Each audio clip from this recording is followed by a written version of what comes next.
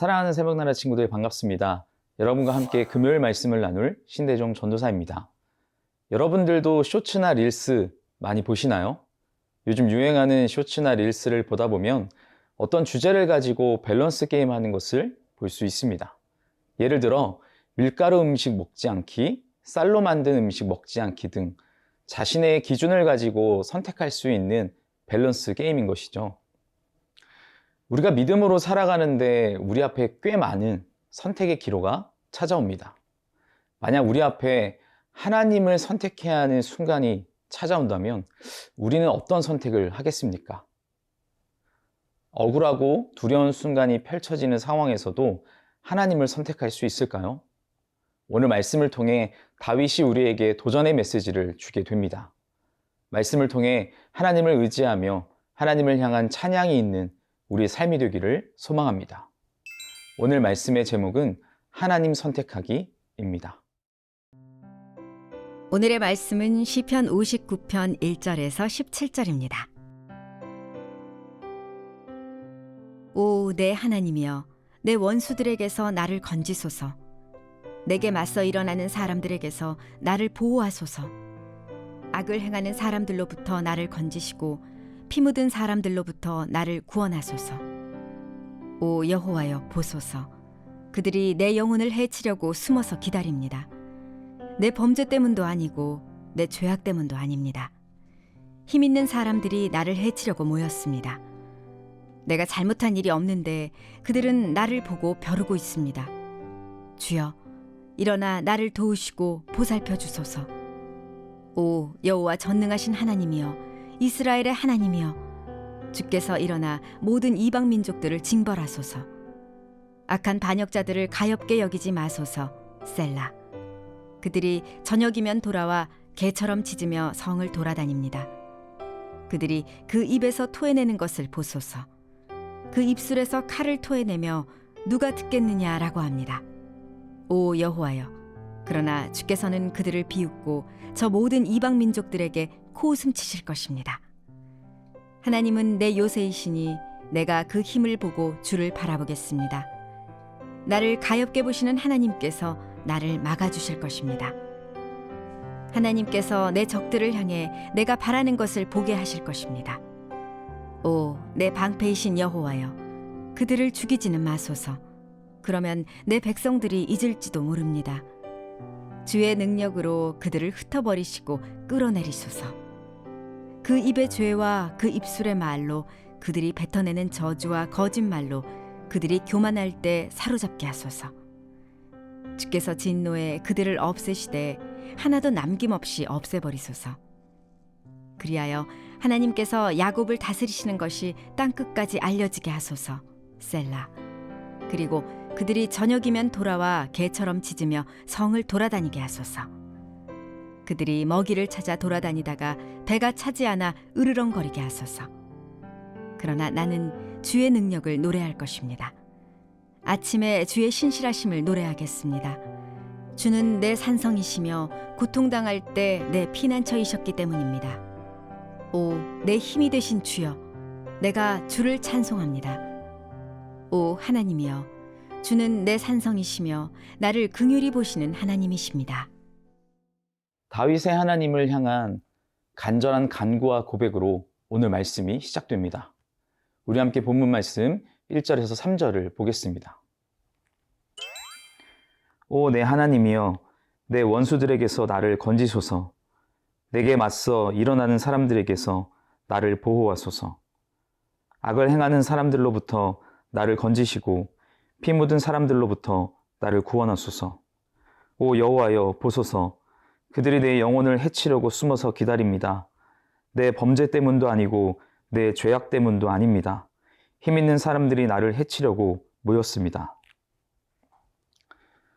오늘 본문 시편 59편은 사울이 다윗을 죽이려고 밤에 다윗의 집에 사람들을 보낸 사건을 기록하고 있습니다.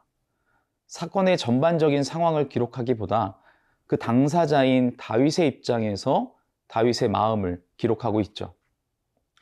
방금 읽은 1절에서 3절 말씀에서도 그랬지만 이어지는 4절에서 10절까지의 말씀에서도 다윗의 간절한 고백이 이어집니다. 내가 잘못한 일이 없는데 그들은 나를 보고 벼르고 있다. 나를 해치려고 숨어 있다.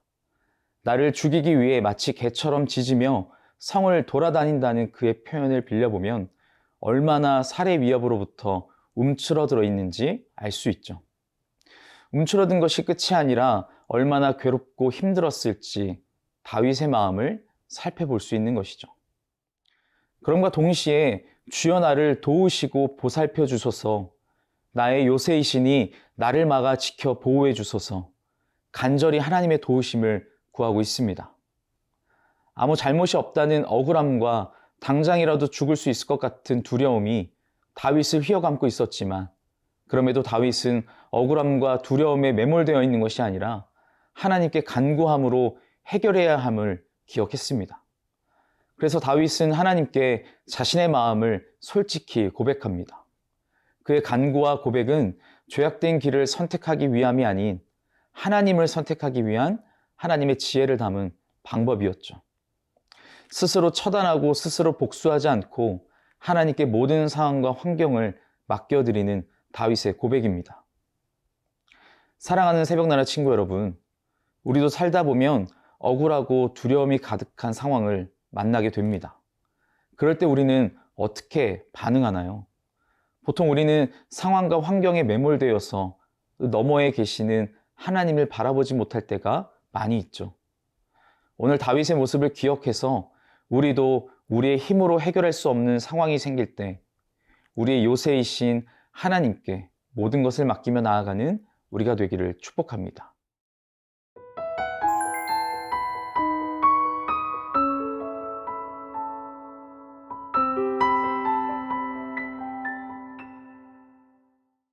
눈앞의 어려움으로 무너질 수밖에 없었을 것 같은 다윗이었지만 그럼에도 하나님을 찬양하는 모습을 보여줍니다.